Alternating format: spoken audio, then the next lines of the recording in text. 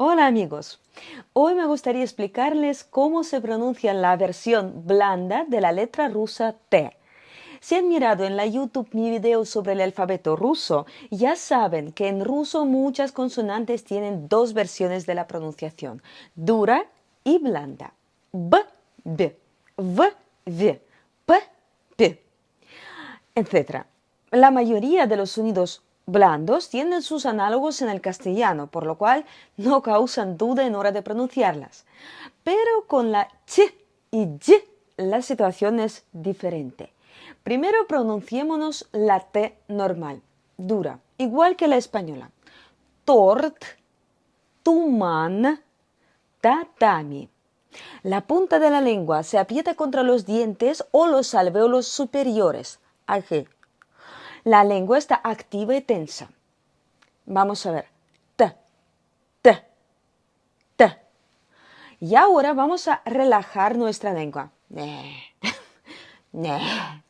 La punta de la lengua la dejamos detrás de los dientes inferiores esta vez.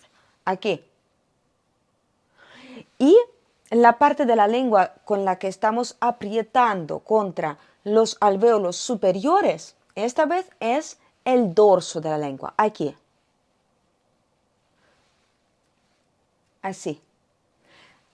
La lengua está relajada y esta parte está tocando la superficie detrás de los dientes superiores. Che, che, che.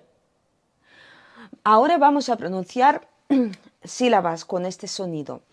Cha, che, cho, chu, chi. Escríbanme por favor en los comentarios si han logrado hacerlo. Y ahora si añadimos la voz, haciendo con la lengua absolutamente lo mismo, nos sale el sonido blando, sonoro, y. Ya, ye, yo, yu. Buen día.